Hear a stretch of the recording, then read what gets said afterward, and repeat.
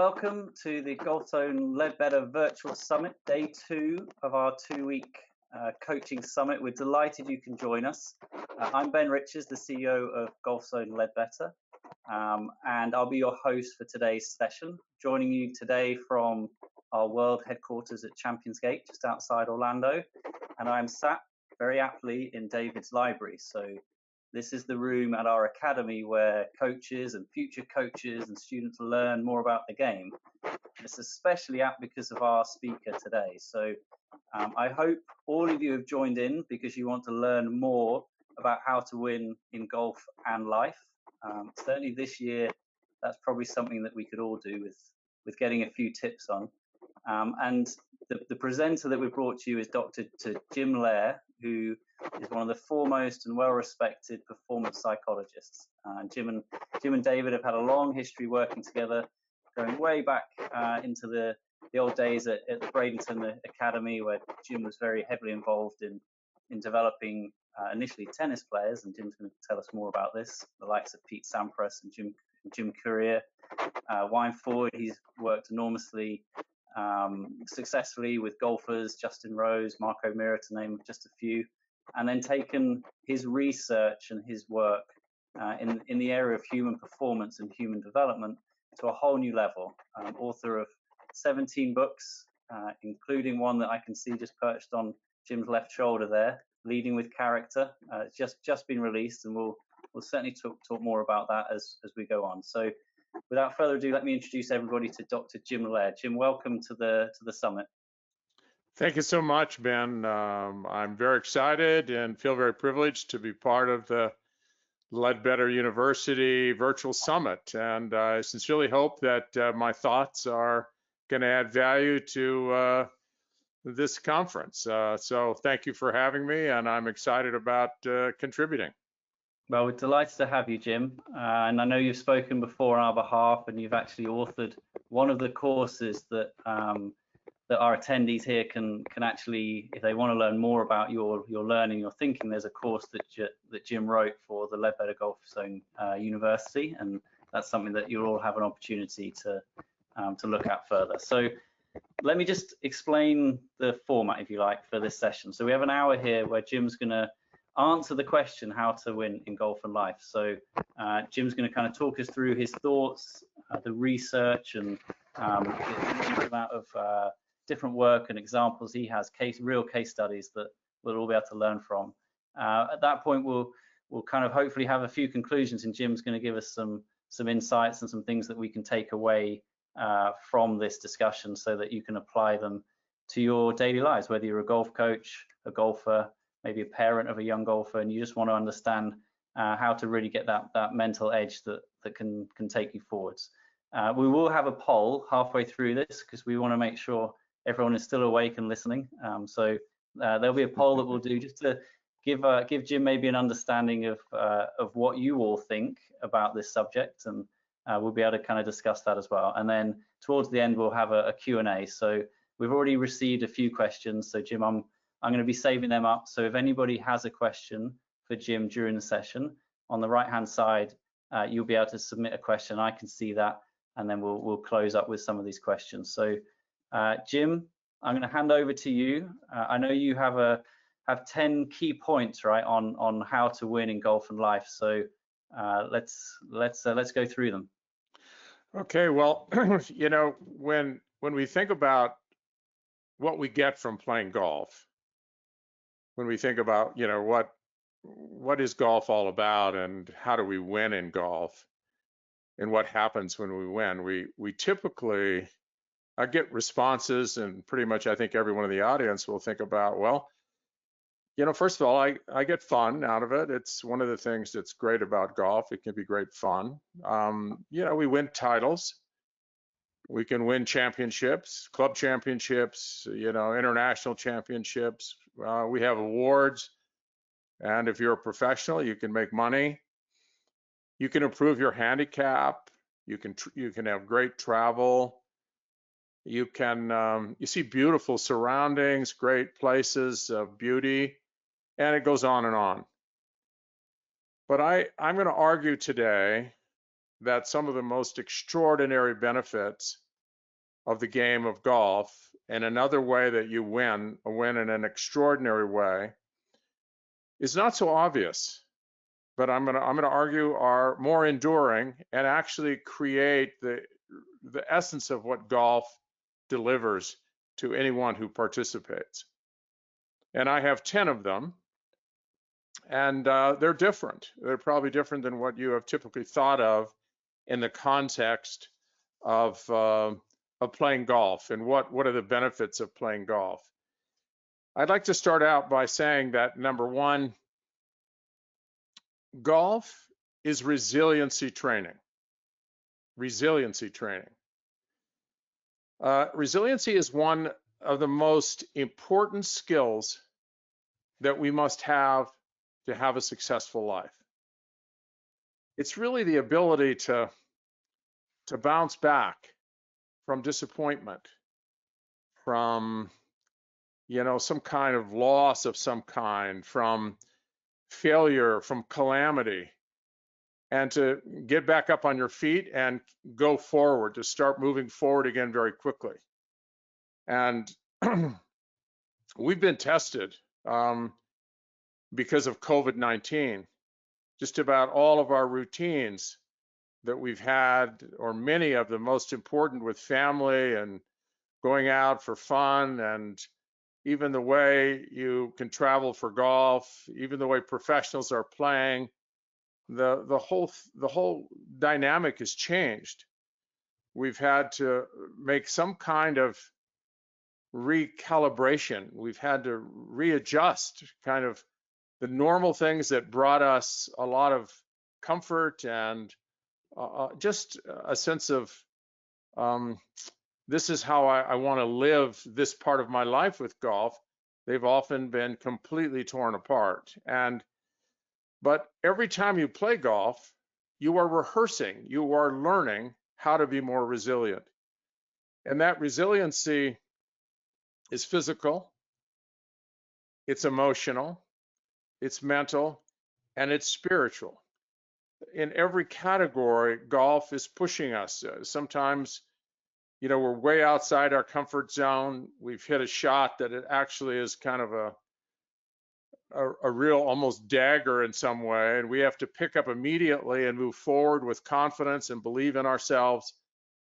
And we can see that disappointment comes frequently in the context of golf, and we have to recalibrate almost instantly. We don't have a lot of time to think about it. And every time we do this, every time we have to re-establish a new kind of balance emotionally, mentally, dealing with mistakes, and bring our focus to the present, and even recognize why you're out there and reestablish a sense of what your purpose is for going out there and enduring some of this, you're practicing resiliency. So one of the great gifts of golf is it's teaching resiliency.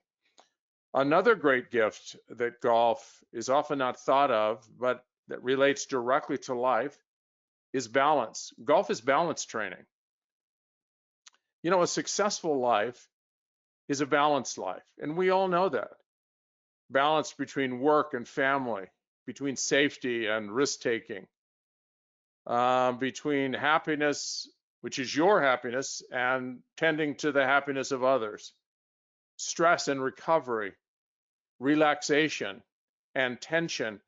There's a balance that has to be struck in all of these.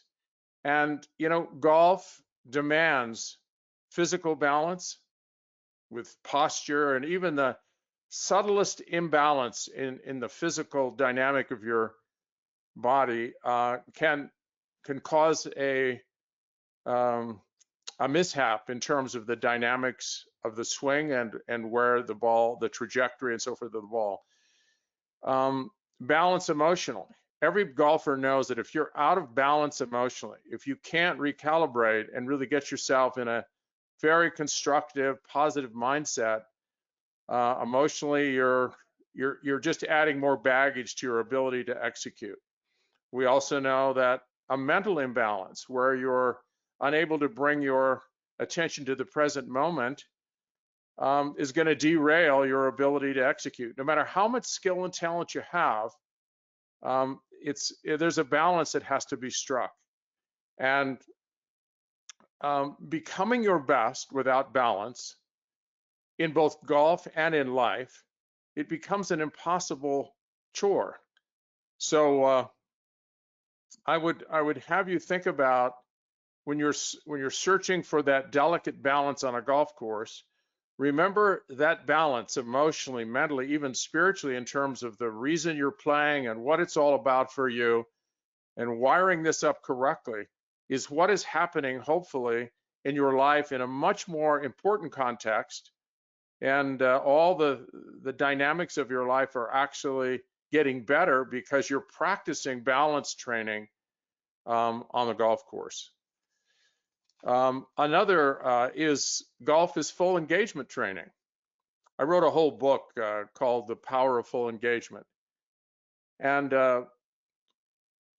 in full engagement is the ability to bring your full and best energy to whatever you're doing at this moment, right here, right now.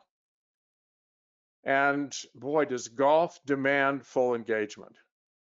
You cannot be spaced out. You can't be wandering around emotionally. You can't be, if you're going to be at your best, it really is critical that you learn how to fully engage when you're about to strike the ball and disengage strategically after the ball has been struck, and then re-establish this, again, this optimal, this what I call an ideal performance state. And that is at the fundamental level. How one gets there is by understanding how engagement actually occurs. And it's an interesting thing when you start looking at this notion of managing engagement. It's really the way we show we care about something, because engagement, full engagement, is hard work, and it's clearly a skill. And if you recognize that all the work you're putting in your sport of golf is actually preparing you for engagement with family members, for all the things you truly care about, it's the greatest gift we have to give to the world. There's no question about it. Because you can, it's so much more accessible just to kind of allow your mind to wander, to be not there fully emotionally, and to fully be present in what you're doing. But boy, you cannot play great golf if you're not right there. And that special gift that you give to the game of golf is what you want to give to all the dimensions of your life that you really care about, to families, to children, to parents, to and if you realize that every time you play golf, you can get better at this, not just for golf, but for everything you do. It is truly full engagement practice. Can I just ask, with your research, have you found that there is a trend where people are less engaged because of society today is instant gratification? Have you found that you're having to teach golfers how to be engaged? Is that something that you've found? Well, we know that engagement is much more challenging today. There's so many things on your plate. They have so many, with social media and with the speed of life. And that's why some people find that meditating, doing yoga, doing things that actually help you to slow down and just become fully present in the moment helps to balance that. But I would argue golf does that as well. If you understand that the world is, really taking us in so many scattered directions, and that it is an essential skill to be good at anything, even to be a good parent, to be a good mother or father, to be really outstanding as a driver in a car where you're fully engaged as opposed to distracted. And you really learn that lesson very powerfully when you play golf. So another one is that golf is humility training. It's an interesting thing. Golfers are one shot away from a complete catastrophe, and most understand that. because the margins are so slim, you just don't find, I work in a lot of sports where people can get really good and they almost always win. And what you see is arrogance starting to creep into their, you know, their psyche, and they walk differently. They have this air about them that is really not particularly appealing. But in golf, it's you rarely see people winning all the time. It's just too demanding. And it's on the professional tour, it's on the amateur tour. And when I'm filled with humility, I have the sense that I haven't learned it all yet, that I still have a lot to learn. And when you balance confidence with humility, it's a wonderful way to, I'm confident, I'm building confidence, but I also realize that I don't have it all wired up correctly. Tiger Woods was probably the most dominant golfer in sports, in golf history. And he was probably the example of someone who, you know, had to fight this tendency of just feeling omnipotent, that, you know, you could almost win anything and everything that you entered. But that's pretty much an unusual reality in golf. Golf is a very humbling sport, and being humble is very attractive in life. Even though you're very competent, even though you're a professional or a highly skilled competitor in golf, humility is what balances it in a way that you're still open to new learning. And that cuts across not just golf, but everything you do. You know, another thing that I have learned, I've spent a lot of my career on this, and that is that golf is what I call inner voice training. You know, one's inner voice, I call it your private voice, is probably the most important coaching voice you'll ever have in your life. And most people don't recognize it. Your private voice is your coach. And sometimes it's a great coach, and sometimes it's a terrible coach. A negative, dysfunctional, cynical, sarcastic private voice represents a major barrier in you achieving, just as if you had a coach that was speaking to you all the time in that language, with that content, and with that tone, it begins to wear you down, and it begins to have a real impact on your ability to believe in yourself. That private voice starts to form sometime around the age of 5, and it represents a lot. It's kind of the amalgamation of all the primary authority figures that you had in your life. And you adopt their voices, not because you think they're the greatest, but because you, in a sense, you want to be like them. You want to be like your father or mother or a coach. Even though their voice was very harsh and very critical, somehow that gets loaded in to this executive function in your brain, and it's very hard to break it. And when you're fighting yourself and you're also trying to win, you know, against competitors, you're fighting battles on more than one front. And I spent a lot of time in my career helping to get this inner coaching voice to represent maybe the best coaching advice, the wisest coaching advice you could ever get. It's the only voice you'll hear that no one else hears, and will be with you until your death. And I make this recommendation. Your private voice should be coaching you in the way you would coach someone you deeply cared about in that same situation. Sometimes that voice is stern, sometimes it's inspirational, it's perhaps positive.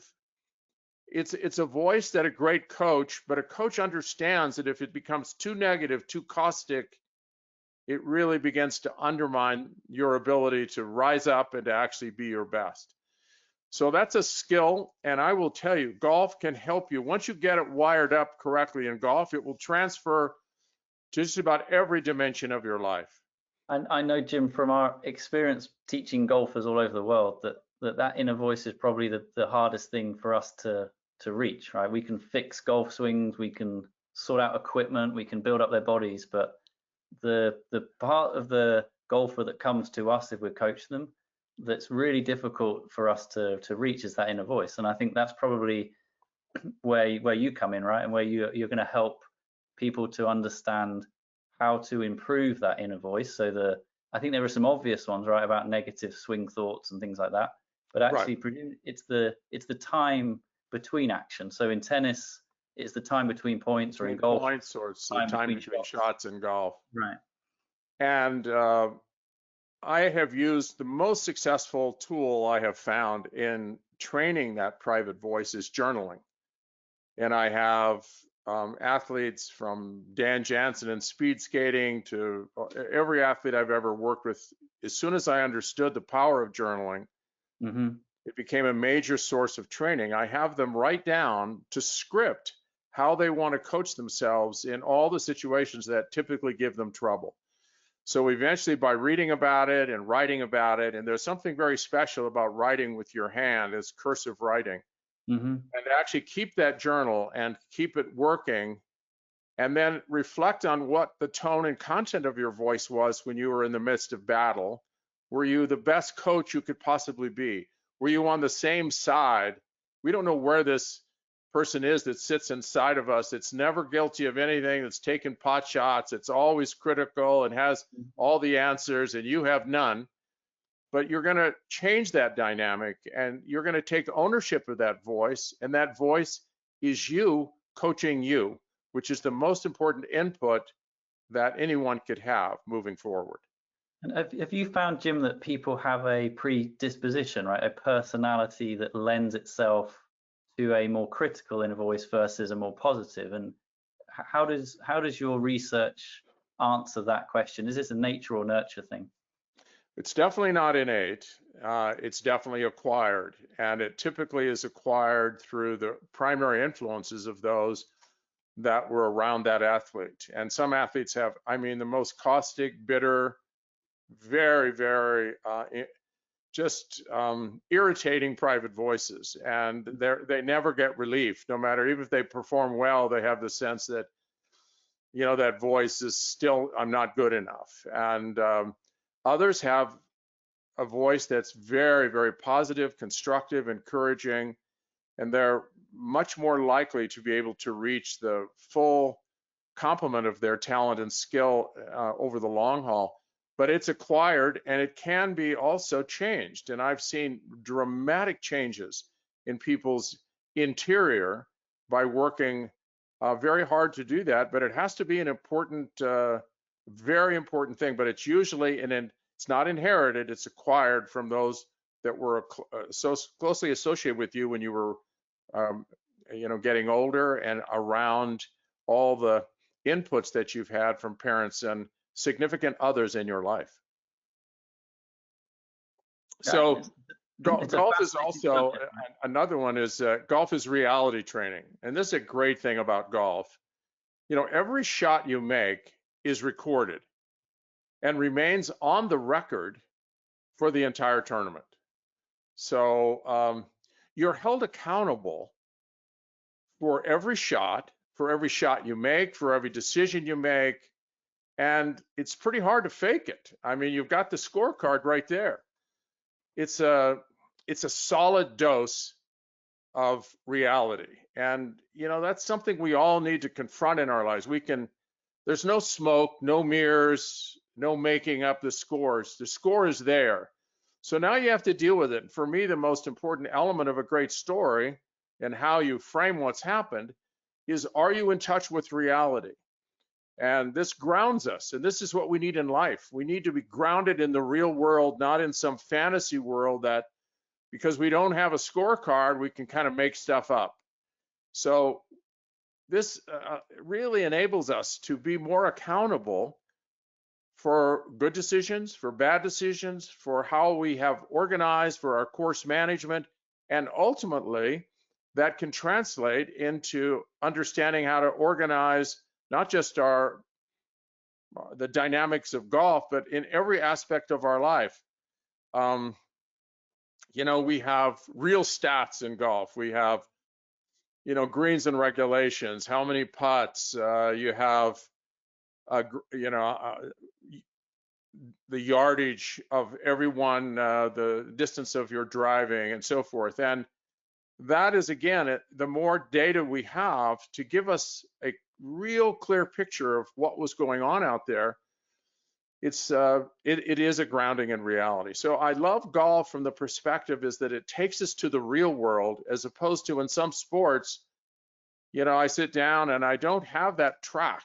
I mean, you just don't have that confrontation with truth unless you have a video and you can see the whole thing. Golf has a scorecard whether you're on video or not, and I really love that. I think it's a great learning device. It's a lesson that we all can use in the broader arena of life.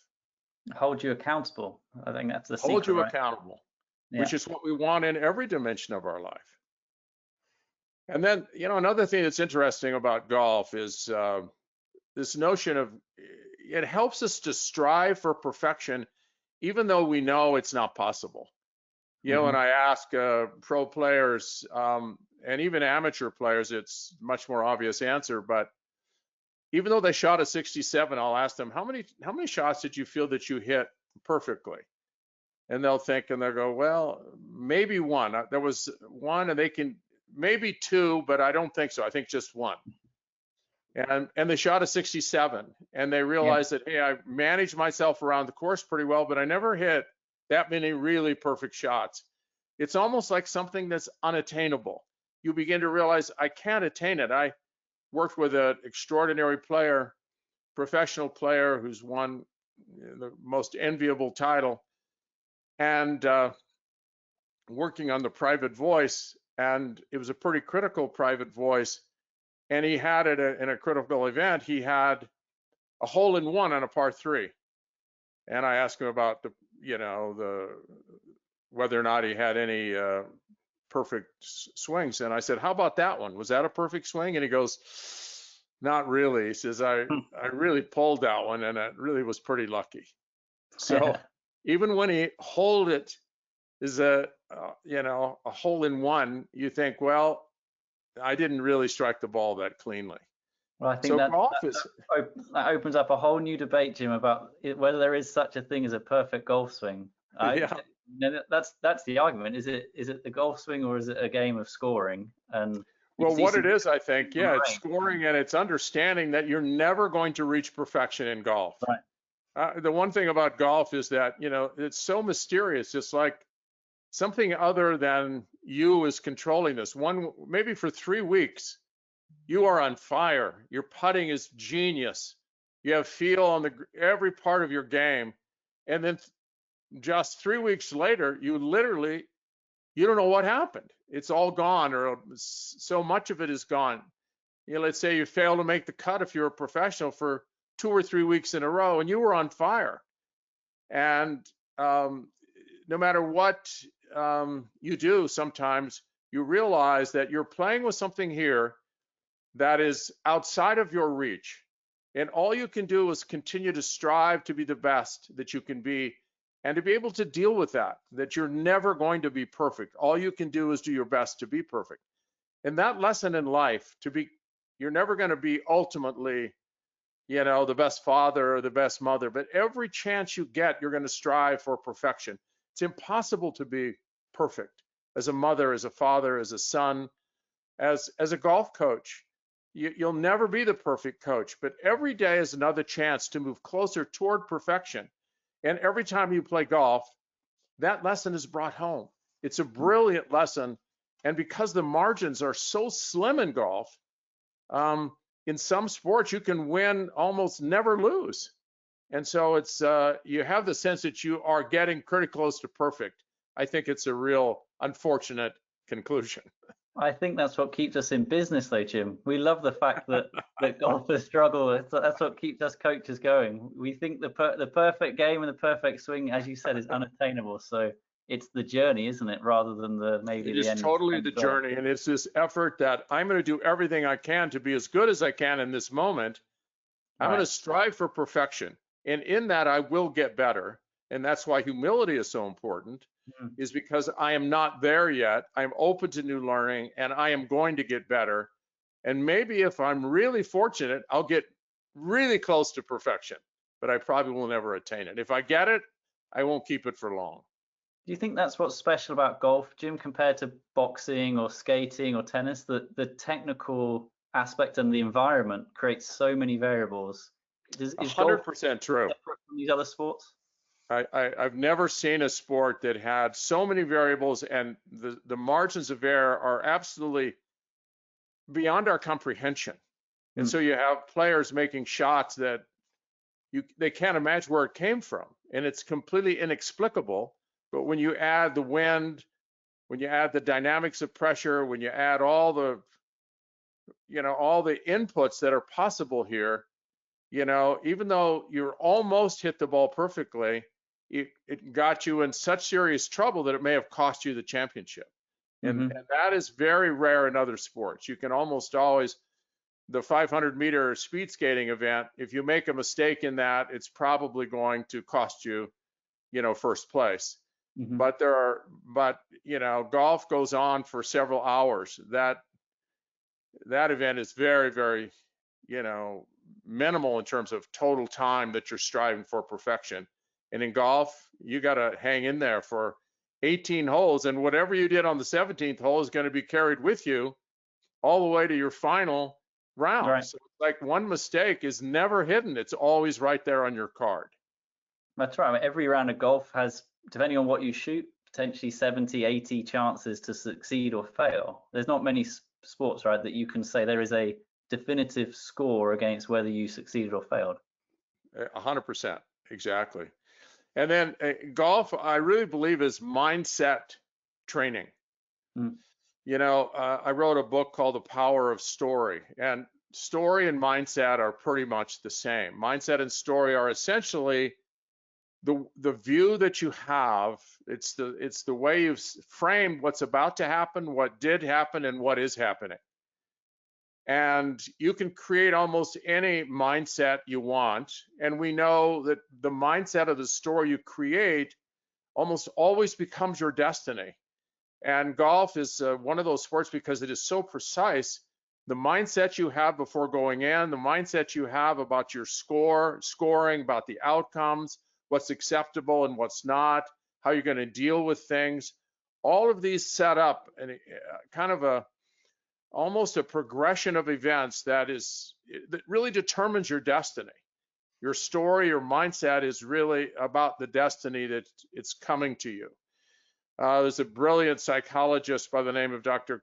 Carol Dweck, and she's at Stanford in the later years of her career. She's a brilliant woman, and she spent a lot of time demonstrating with children the mindset they had about how they went into exams and tests and everything, the power of mindset. And it's so, because it's so clear from the data that she has contributed and that we have learned in the performance psychology realm, it's true not just in golf, it's true in everything you do. The mindset you have for every part of your life, going into work, the confrontation you're having with your family members or with a child who's struggling with issues, your mindset, the story you're creating and helping them create. That's what great coaches do. They help you establish the right mindset about what just is about to occur, about what is happening and how you should respond, and how you actually frame this after it's over so that you're better prepared for the next round. So it is mindset training, and most people don't think about golf in that context, not just for golf, but for the bigger arena of life. And then I just have a couple more. Golf is what I call energy management training. I've spent a lot of my life, it was a big part of my career, understanding how much of who we are as human beings, we're vessels of potential energy. And when you think about, what causes a golf ball to move, it's you take energy out of your body and you impart it in some way to a golf ball. And without energy from your body, that ball is not going to move. And we have a reservoir of potential energy, and we're going to convert it to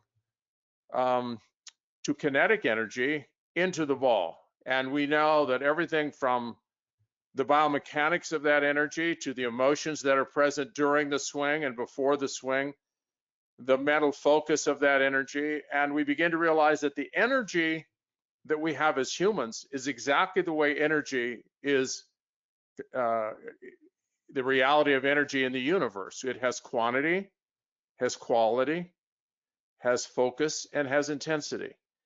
And when we work to find that special kind of mixture of energy on the golf course, we actually learn a lot about how we actually operate as an energy species. And that's really the most, it's not how much time we have in life, it's the energy we bring to the time we have aligned with our mission.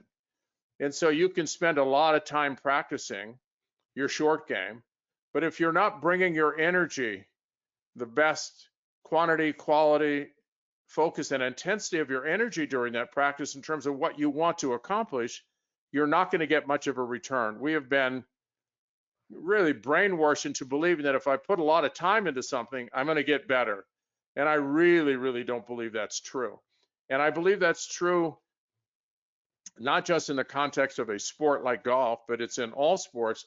But it's true in life. You can spend a lot of time with your family, but if you don't bring your full and best energy or full engagement, you're not going to get the return you want. And so when you realize that going out on a golf course is really energy management training, and that training can help you become a better human being in every aspect of your life, so that the quantity of energy really is making sure you have enough energy on the golf course. And that's the result of the union of oxygen and glucose at the cellular level. All energy comes from the mitochondria in your cells. And if you don't have proper nutrition, proper rest and sleep, and if you don't have available fitness for oxygen transport, it's going to affect energy production at the cellular level. So the more energy you have at the physical level that are stored in the cells, the more likely you are to fight the battles and to be able to expend the energy necessary. And the golf consumes enormous quantities of energy emotionally and mentally because your brain is working so hard to get it right. And emotionally, the highest quality of energy comes from the positive emotions. We can run on negative emotions, but it is a lot more toxicity. It's a lot more difficult to find the balance. And we are, the focus of energy, it comes from the mental side. And we know what that is. We have to be fully focused in the moment, and then we have to let go and then bring it back again. And that's all focusing your energy. That's what you're doing. And then you have to have a strong reason for doing this, the purpose. Why am I playing golf? What is this all about? That brings the intensity in the moment. I want to win this tournament. I really want to find a way to exceed anything I've done before. I want the lowest score I've ever shot in golf so far. And you have a sense of intensity, but that all has to be balanced. And really, that's true in every aspect of life. We are simply trying to find ways of bringing our best energy to the moment of where we are at any moment. And so that's another gift that I believe is such a powerful lesson that we can actually derive from playing golf, which is a sport, but it's so much more than a sport.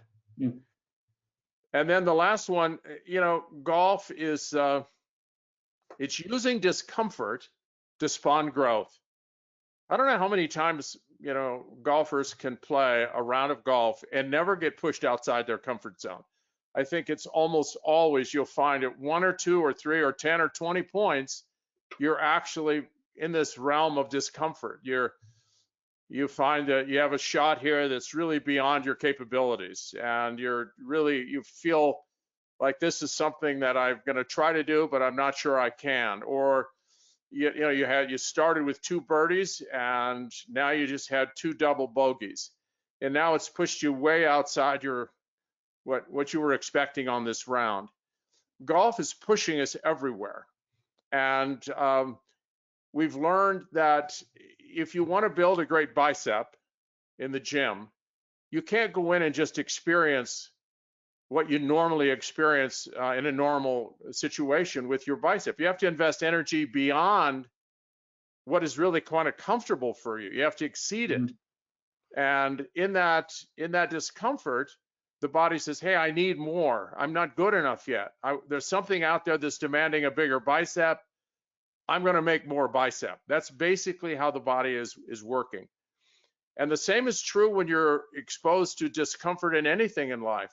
When you think about the things that have helped you the most in life, they're often the very things that have pushed you the most. Golf is always pushing us to be more emotionally resilient, to be more focused and more engaged in the moment. It's pushing us to prepare better, to have a better mindset. And if we take that as feedback to simply, kind of up our game, not just for golf, but for everything we do, we're going to leverage discomfort. And I know I'm going to be uncomfortable at certain points in this round, and I'm going to listen to those messages. And if it's a consistent message, I hope my body will respond. But I'm going to spend more time in working on my sand game, my sand shots. I'm going to work more on my long irons, or my putting has been fantastic, and suddenly I'm going to spend more time. And it was that discomfort that caused you to go out and spend more energy in making that happen. So I just want to say that I think we've sometimes not looked at all the gifts, all the tremendous opportunities we have with golf to expand who we are as human beings, both as golfers and as human beings that are trying to do extraordinary things in life and be a cut above, be the best we can be in everything that we possibly can be. And most importantly, as mothers, fathers, sons, and daughters, we want to understand how this human species works, and golf is a remarkable teacher. Jim, thank you so much. I think the way you present and explain these ideas is so clear. I think that's a real help for us, because there's so many topics that you just cover there, which have a grounding in golf, but actually have a far broader impact on our lives. And I think that's maybe one of the insights that we've had through this pandemic is that the second that the golf courses were reopened, people flooded to them, and the numbers that we started to see of regressed golfers that had played, given up because they had no time or they found the sport difficult, actually then embraced golf when there was this global crisis going on, and it gave them maybe that stability, and certainly it became a form of therapy for them to go somewhere where they could just be outside. Yeah, it's amazing what it can do. So listen, we all love the sport. That's why we're here talking about it. And I think there's some topics that, as you were talking, actually echoed a lot of the questions that we've received. And so I'll pick up on a couple of those and ask you about them, because I think a few people are asking maybe a bit more detail or some different things. So we'll come back to that in a second. What I wanted to do is maybe we can take a second here. We're going to do this poll. So hopefully the technology is going to work, and this is going to give us some insights here, Jim, into what our viewers believe. And I think to give the context to these two questions, there's a desire for people to understand their game and their mental state in order to be more successful, right? Every human wants to succeed. And I think probably there are ideas, and I certainly know, having spoken to you before, that you have a view on what determines success. And so the first question that you'll all see, which should be very simple. You should all be able to now see the poll. So what do you believe is the key to success? Pick one of the four answers. So talent, hard work, character, and luck. We'll give you how long do we give them? 10, 15 seconds. If you can all go and select which one of those four keys you think is the most important for success. We're going to let Jim have a look at the results here in a second. So a few more seconds if you want to make a decision. There's no right or wrong answers in this. Don't worry, we're not going to pass or fail. It will just gives us an idea maybe what people's perceptions are. So that's the first question, and we'll show you the results of this in a second. The second question, which we have, builds on that, and it's about how you measure success. So second question, if you're able to give us an answer. So how do you measure success in golf? And there's obviously an obvious one, the scorecard. So your score, how well you execute your plan, your ability to overcome challenges during the round. I know Jim, you spoke about that as one of your points earlier about resilience. Whether you win or lose your match or tournament. There's some important elements in this in measurement. So again, a few more seconds here for people to submit their answers, and then if this works properly, we'll be able to have a look at what people have told us. So just as we're pulling up these results, just a couple more seconds if you want to pick an answer, and then we'll close the poll and have a look at the results here. So Jim, just picking up on this, do you believe yourself that there is a connection, or is there a difference between having a well-rounded character, if you like, and all of the 10 points you put together, and success? Is there a direct correlation? If you get all 10 things right that you just showed us, will you be more successful, or actually is there an argument that the two are not mutually exclusive? Well, it's an interesting dilemma. It's kind of the dilemma I've been searching for answers my entire career, and where I've ended up is a complete surprise to me. I mean, I never had any real thought that where I would end up is this notion of character. So what I've begun to understand is there is success, and then there's sustained success. And I made a distinction between character. Character is who you really are, but there are two dimensions of who you really are. One is all these performer skills like resiliency and focus and discipline and hard work and on and on. And then there are what I call ethical and moral skills, strengths of character that define your relationship to other people.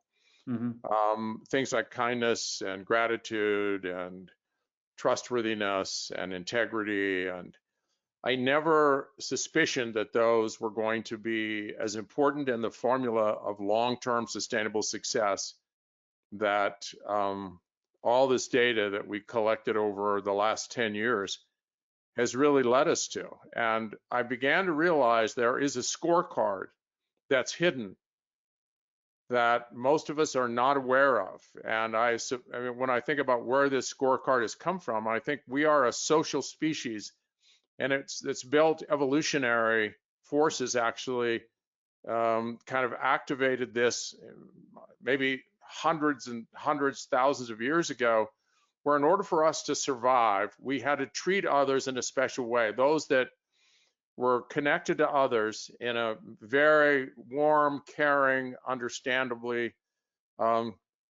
supportive way, they were more likely to survive. And what we learned is that your performance skills will get you sometimes to the top, but it really is your ethical and moral character that will keep you there. And because your scorecard that actually matters most to you. I have worked with so many people who've been number one in their sport in the world. And so often they're not happy. They feel somehow they're missing it. And what they recognized ultimately was they didn't score well on the scorecard that was hidden from them. And that was their treatment of others, honesty, integrity, caring, compassion, particularly towards those that meant the most to them. They pursued their sport, but almost to the detriment of these relationships. And when they began to realize that this is a scorecard that has no equal, and that if you score well on that one, you're much more at peace with yourself. You actually don't have to win every week to feel good about yourself and to actually make you feel like you are a person who has real value in life and are truly, and this is the word that I think is so interesting, success. How do you define success in your life? And when you begin to articulate that, I ask people to go to the end of their life. I ask them to put 6 words that they would like to be present on that tombstone that actually reflect who they were actually when they were here as really the crowning jewels of their success. What are the true nuggets of success for you? And virtually no one puts down titles. No one says number one in the world. What they point to is their connection to other people. A loving father, caring and showing and possessing integrity, inspirational, was always related to other people. So that helped me to understand that scorecard. And so I began working on that and working it with high-level performers in just about every endeavor. And for me, it's been almost, it's been a tremendous, exciting journey for me to understand this component. And that's why I wrote the book, The Only Way to Win. The only way to win is to win with character, and the only way to lose is to lose with character. And then my last book, Leading with Character, really delves into this in so much more detail and helping people to understand, you know, how do you get this part of the equation right? And I have in my latest book, there's an accompanying journal that you journal for 150 days, 10 minutes a day, to help hone your understanding of what you're going to use as the marker of true success of your life. And if you can take golf and help to build that base so that you actually become a better, more fully functioning human being because of golf, you didn't have to, in actuality, undermine a lot of those processes that mean so much to you. You can actually leverage golf to become the most extraordinary person of value that you can possibly imagine. And that's why I think with youngsters, to help them understand the real purpose of golf in the beginning is, maybe it's nice to think about becoming a professional, but more important than that is to become an extraordinary human being who's strong and has the ability to withstand stress, is resilient and so forth, and actually cares about the impact of your life on others, particularly those you care about. The more they realize that, the more golf becomes so much more than simply the scorecard that they might be using on that day for determining success or failure. I think, Jim, there's we're going to come back to that because I think it's such an interesting subject. I do want us to have a look at these poll results. And I think there's going to show us here, obviously. So what are the keys to success? Hard work is the number one here in terms of what I know is a small sample size, but it probably shows you. Is that familiar kind of results to what you would see typically? Yeah, that would be pretty close to what I thought in the beginning as a psychologist. That I figured that, you know, you have to have some talent and hard work if you really work hard and put the energy into it. And there is some luck. I mean, there's no question about that, but all of them are factors in success. But the one that I was not really connected to is the importance of particularly moral and ethical character. I understood performance character, but you know, when you watch an individual and you say on a team basis, you say, boy, they really played with amazing character. They showed so much character on the court. That is very different than the character that you would talk about in terms of moral and ethical, the courage it took to do the right thing, to say the right thing, to treat others in ways that show deep respect and honoring the sport.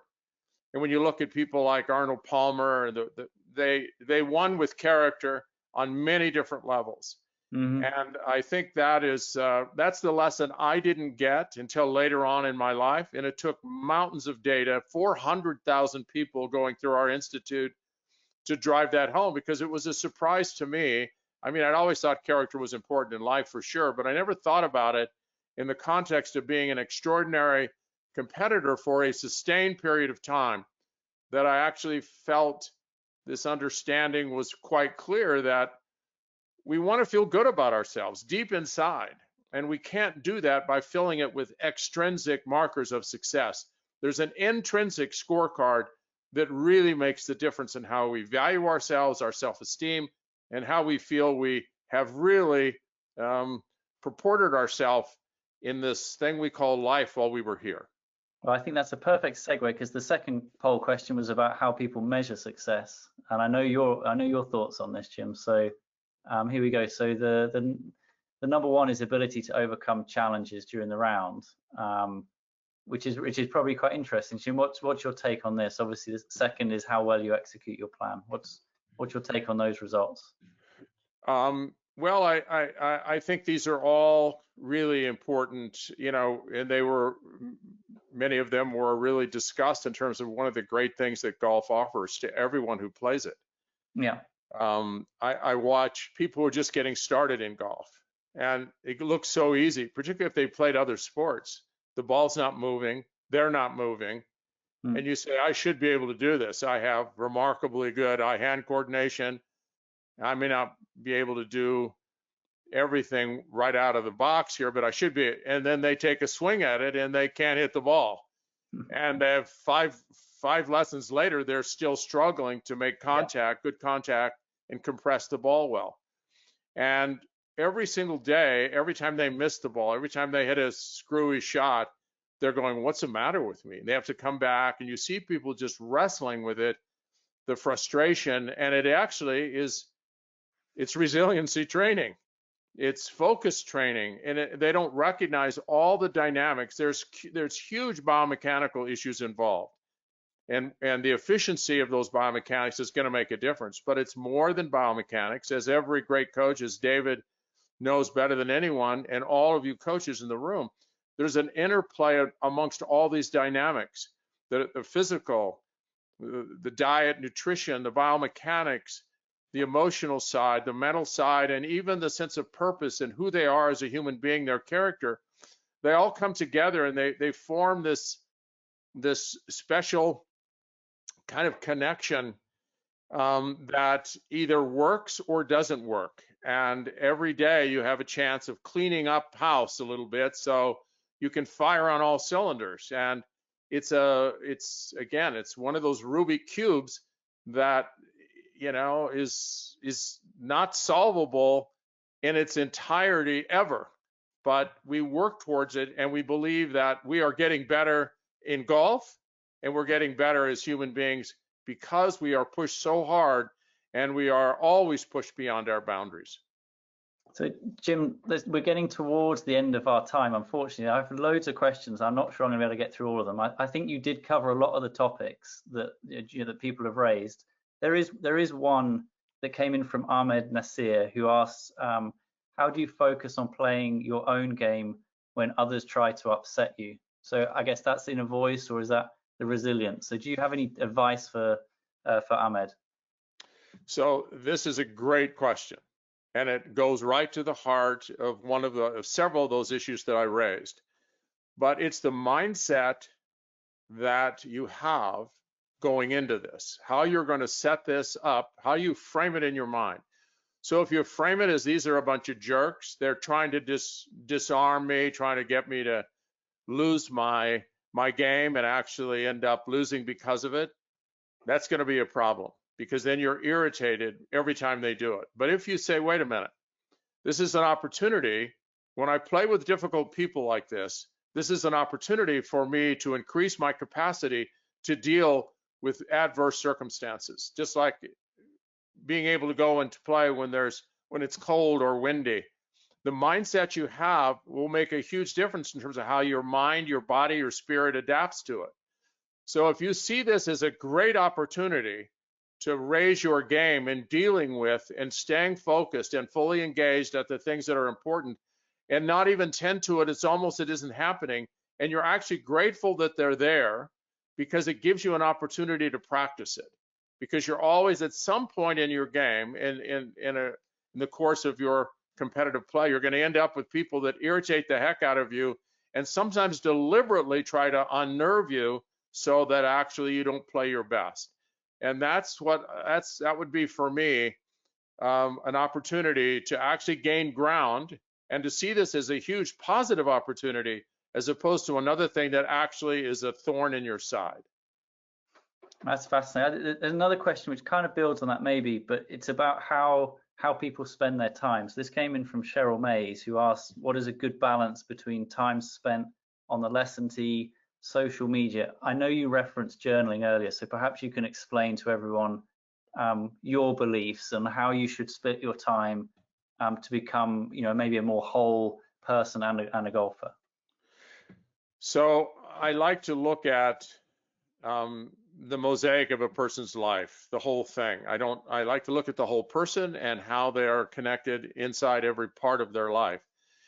And so playing golf is, you're turning all those neurons on that are associated with competitive play, and how much time you're hitting balls, how much time you're on the golf course, practicing putting and all this. And then there is what I call the recovery time. And you have to find a way of recovering that actually gives you relief so that all of those mechanisms, those storage depots neurologically, those neurons that have been working are now getting an opportunity to recalibrate and to refresh themselves so that you're ready. And everyone has their own balance that they have to achieve. I do know that it can be exhausting being on social media, and that can play havoc with your emotions. It can also make you, because there's so much, negative stuff that's often brought up, and a lot of self-esteem issues are raised when people get on social media and you get attacked on social media, or when you play video games. It can be very exhausting, even though you're not playing golf. You have to find ways to renew your spirit, renew your capacity to refocus.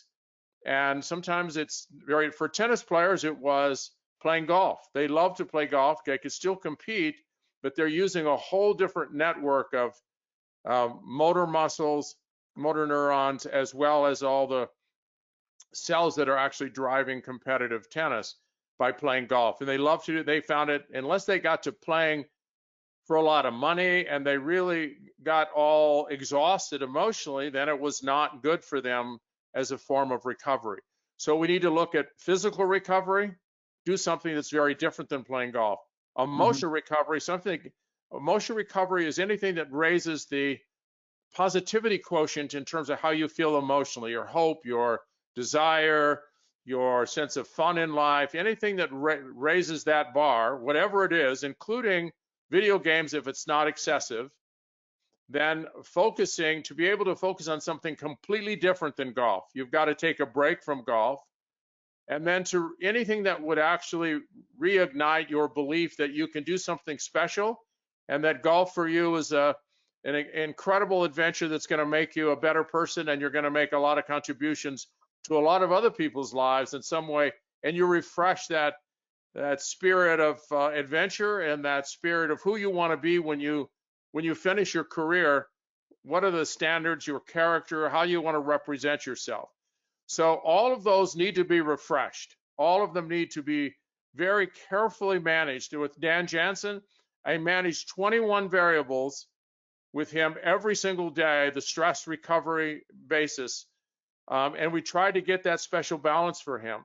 And it's not necessarily an easy thing, but if you work toward it, you can find what are the best routines, the rituals you have, both between tournaments or between shots, and that you actually find this dynamic balance that'll help you to be your absolute best when you're over the ball. So it's you can't answer one way for everyone, but social media can be very exhausting emotionally, and video games can draw a lot of the energy that you have to drive neurological activity can be exhausting. So you have to be very careful how that's done. One more question here just to wrap up there, Jim. So obviously with everything that's gone on in the world, right, and this incredible change that we've all experienced this year, I think there was quite an acute awareness that when the lockdown first happened, people grouped together and they kind of pulled together the community to fix the problem, this crisis that was in front of them. And it probably created a lot of positivity as people kind of rose up together, and you saw a lot of positivity. I don't think anyone obviously believed it would last this long. So towards now, we're in this stage where it's now become a long-term challenge instead of a short-term challenge.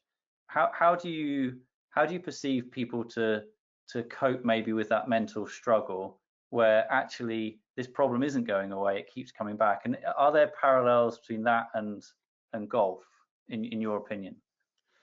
Well, I'll go back to the way you frame it. If you expect this to go away and life return to normal in a fairly quick time, I think you're going to set yourself up for massive disappointment. It's going to be around. We're going to have to deal with this, and it will affect the game of golf. It's probably going to be good for golf because people will be able to play and social distance and so forth. But we have to understand that this is the most, in my lifetime, I've never experienced anything like this in my lifetime.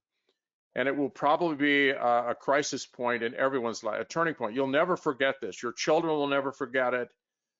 And it's an opportunity to actually understand how to deal with dire times, how to deal with things that are actually out of your control, and to create rituals that give you a sense of control. So the things that you know you're going to have to be very careful with your children. You know, this virus will probably be with us for at least another year and maybe longer before everyone gets inoculated, and you have rituals around protecting elderly by wearing masks and being very careful when you're in restaurants and everything.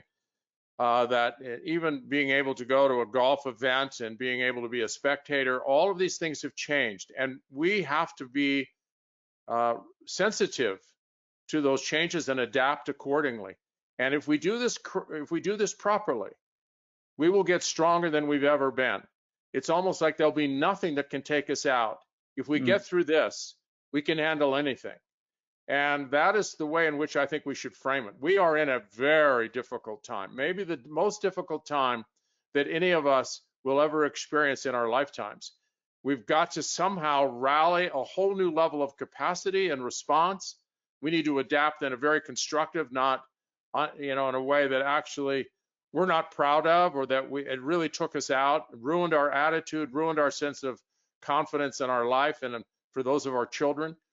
And once we do this with this, I think we'll look back on this. It'll be one of those moments where we grew the most because it pushed us the hardest, and we'll be better for it as long as we get through this and understand what we're up against and rally every single day to be the best we can and control the things we can control and let the rest go.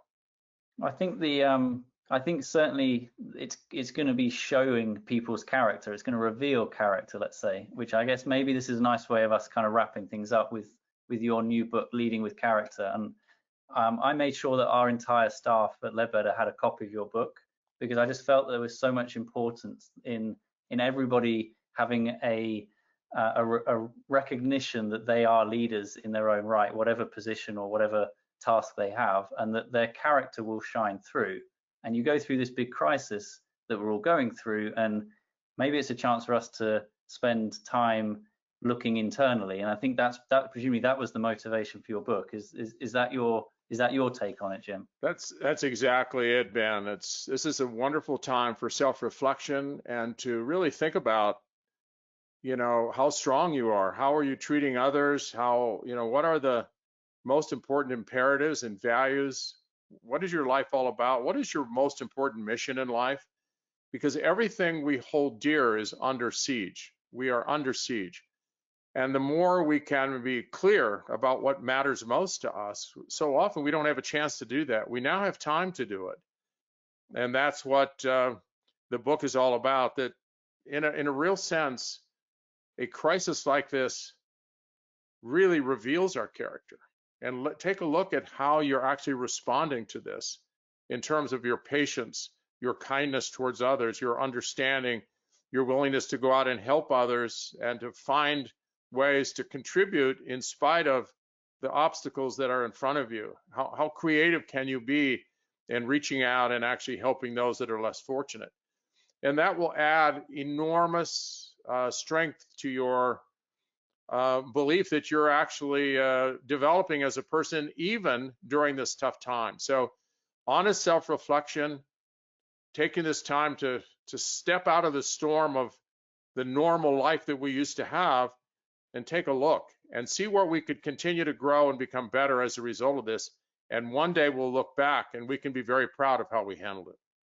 Well, Jim, I have your book. This is my copy. So I'm a couple of chapters in, so I'm not the complete package yet. So I will definitely be in contact once we get through it. Obviously, this will live on this shelf somewhere here in our library with your other books. We might need a longer shelf now. This is book 17, but we're delighted and we're very, very grateful for you to spend time with us. I know Jim's going to send a signed copy of this book, his new book, Leading with Character, to one of our attendees. We'll draw somebody out of the hat and you'll receive the book. Everybody else, please go on Amazon, wherever you buy your books, and look up Jim's book. It's really helping me personally in my position within the company. I know all of our staff have thanked you, Jim, for your words to us over this period.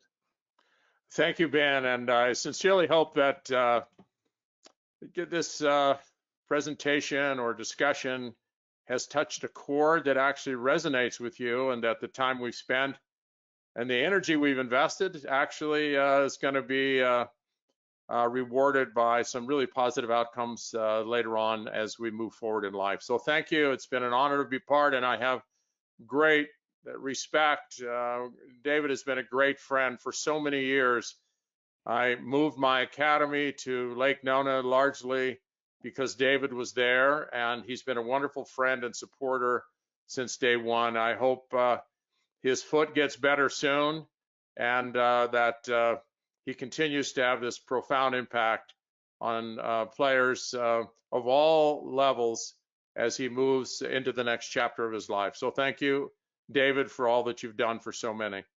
And Jim, thank you so much. We're blessed to have David as the figurehead and the founder of our business, and really it was actually connections like yourself, Jim, that were part of the reason we launched Golfzone Led Better University, because we wanted to make sure we had a platform to share the greatest minds and the insights from all these different fields. And David is so fortunate to have colleagues and connections like yourself, Jim. So thank you so much for being part of what we do here. Let me wrap up. We have another session coming up at 3 o'clock today with Paul Gagne, who's going to talk to us more about the biomechanical and the posturology side of golf, and how important that is, from everything that Jim's told us about this holistic approach to how to become the best golfer that you can be, or the best coach. Jim's now fixed that side of it, so listen to Paul this afternoon and take on what he's got to say. So from all of us here at Golfzone Led Better, thank you very much. Jim, thank you so much for your time. Thank you, and I wish everyone all the best through these challenging times. There we go. And we look forward to having everybody back at the next session. Thank you so much. Thank you.